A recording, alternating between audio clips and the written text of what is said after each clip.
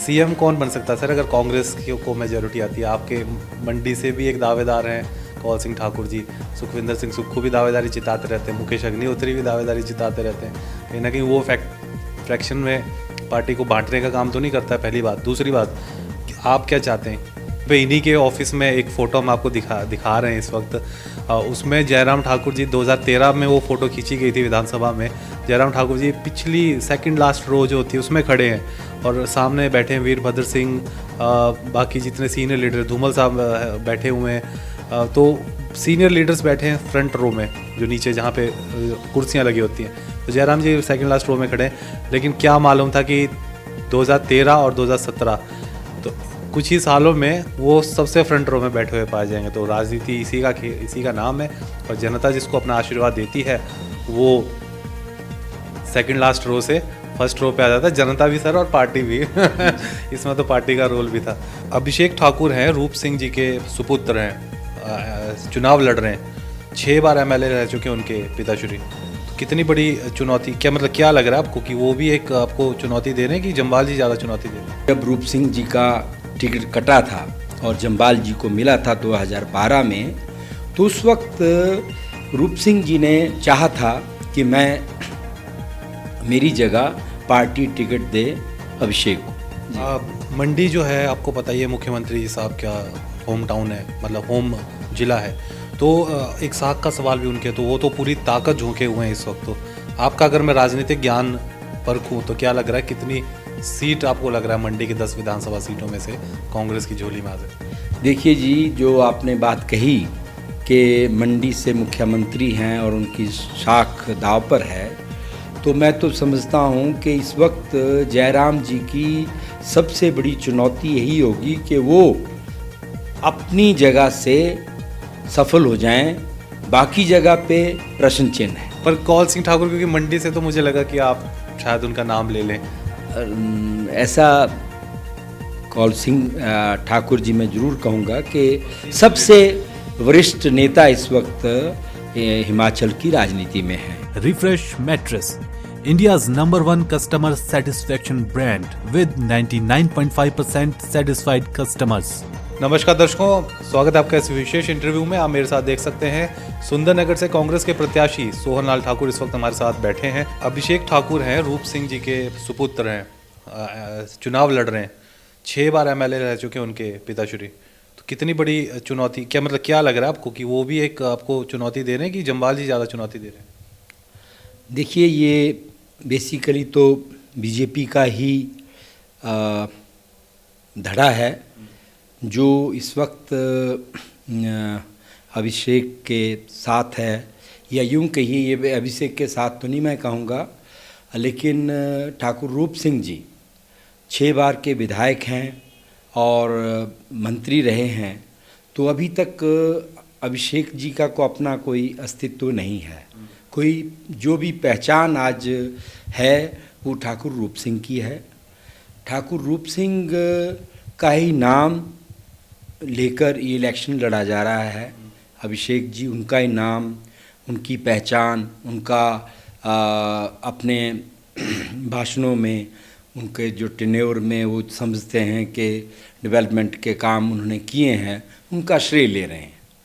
और जैसा कि अब ऐसा भी है कि 2012 में जब रूप सिंह जी का टिकट कटा था और जम्वाल जी को मिला था 2012 में, तो उस वक्त रूप सिंह जी ने चाहा था कि मेरी जगह पार्टी टिकट दे अभिषेक को।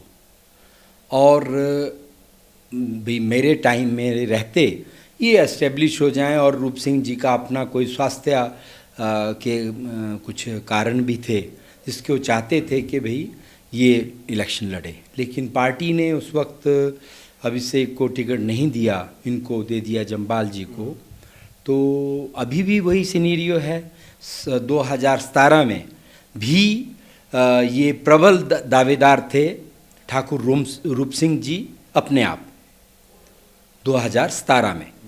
तो 2017 में 12 से लेकर 17 तक जब इन्होंने निर्दलीय इलेक्शन लड़ा था, उसके बाद ये सक्रिय रहे हालांकि उस वक्त जम्बाल जी ने एक पार्टी प्रत्याशी के रूप में टिकट वो लड़ा था इलेक्शन, पर ये भी साथ में बराबर सक्रिय रहे। दोनों में परस्पर स्पर्धा उस वक्त भी रही, रूप सिंह और जम्बाल में विद इन पार्टी 2017 तक।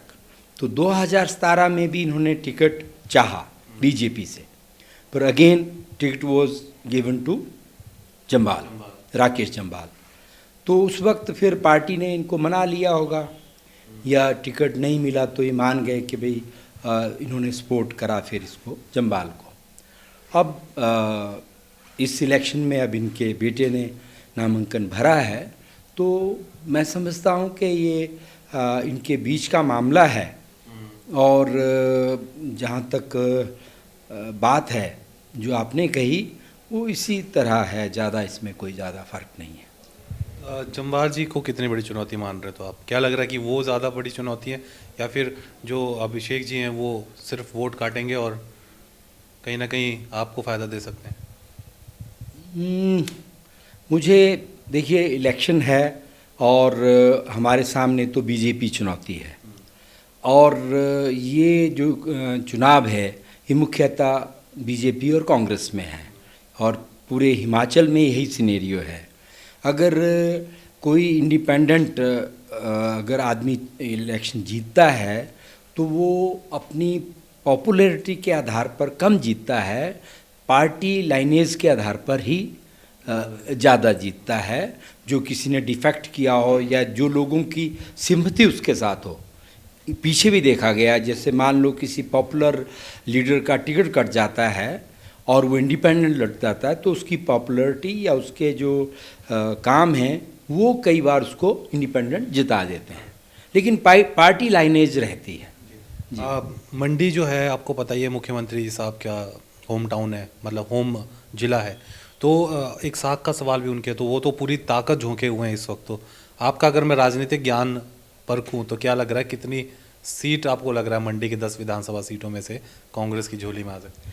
देखिए जी, जो आपने बात कही कि मंडी से मुख्यमंत्री हैं और उनकी शाख दाव पर है, तो मैं तो समझता हूँ कि इस वक्त जयराम जी की सबसे बड़ी चुनौती यही होगी कि वो अपनी जगह से सफल हो जाएं।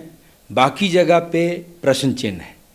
पूरे के पूरे 9 विधानसभा क्षेत्रों में मंडी जिला में प्रश्न चिन्ह है कि भारतीय जनता पार्टी कोई सीट जीत पाएगी या नहीं।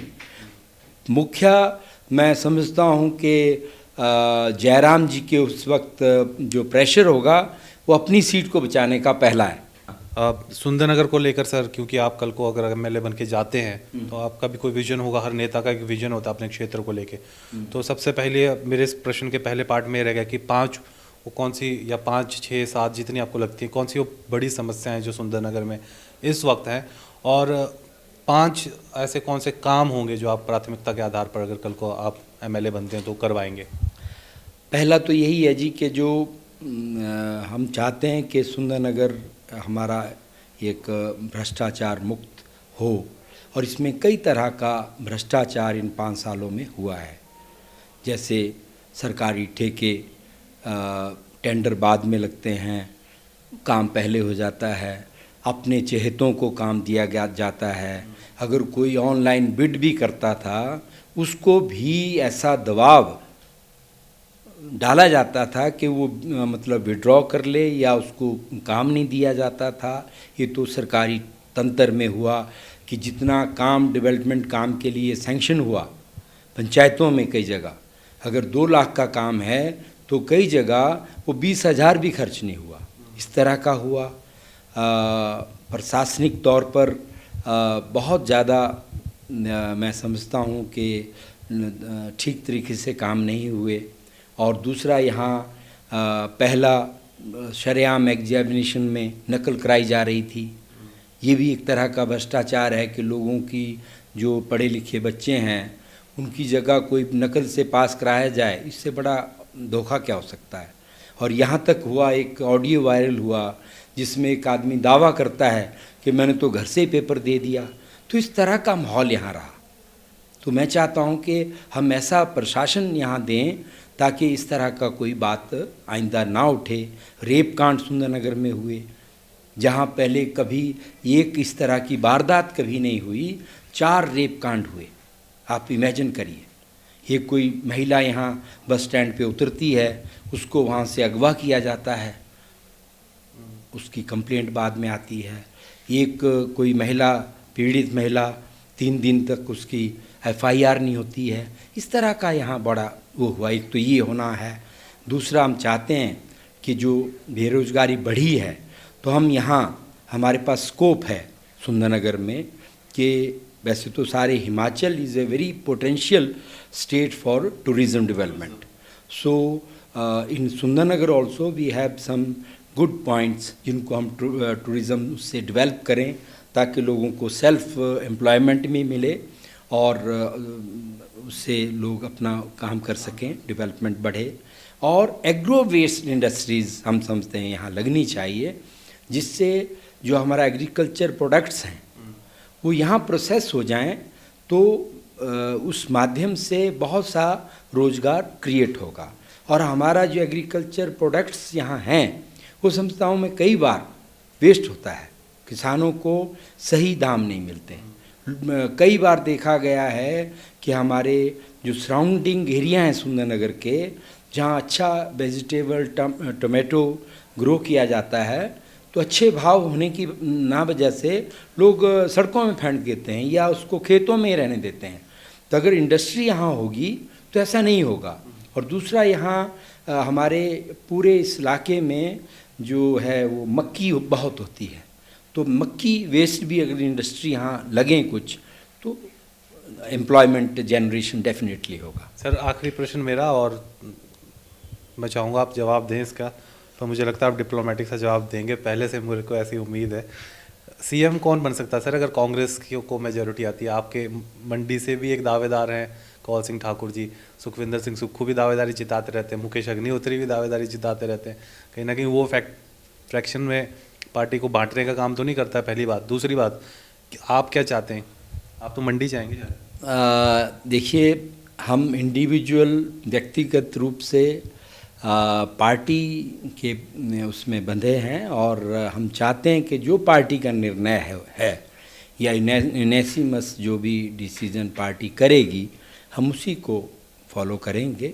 और निश्चित तौर से पहले भी होता रहा है, कांग्रेस पार्टी पहले भी कभी कोई मुख्यमंत्री कैंडिडेट घोषित नहीं करती, और उसमें MLAs की भी राय ली जाती है, और हाईकमान जिससे फिट समझेगा उसको मुख्यमंत्री बनाया जाएगा। और एट प्रेजेंट जो कांग्रेस पार्टी का सिनेरियो है पूरे देश में, जैसे आपने नाम गिनवाए, ये पूरे तालमेल के साथ काम कर रहे हैं। किसी में ऐसा नहीं है कि मैं इसको डाउन करूंगा तो मैं चीफ मिनिस्टर बनूंगा। सब लोग पूरी निष्ठा से कांग्रेस पार्टी के लिए काम कर रहे हैं। ठीक है, तो मैंने कहा था कि सर इसका जवाब इसी प्रकार से देंगे, क्योंकि पर कौल सिंह ठाकुर, क्योंकि मंडी से, तो मुझे लगा कि आप शायद उनका नाम ले लें।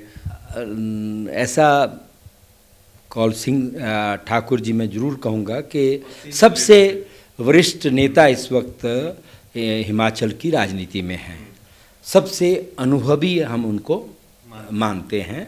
और लेकिन साथ में दूसरे लोग भी 2-2, 3-3, 4-4 बार चुन के आए हैं, तो अनुभव और उसके हिसाब से सब लोग हो जाता है। अब जयराम जी बन गए तो जयराम जी में कौन सा पीछे का बहुत लंबा वो था, है ना?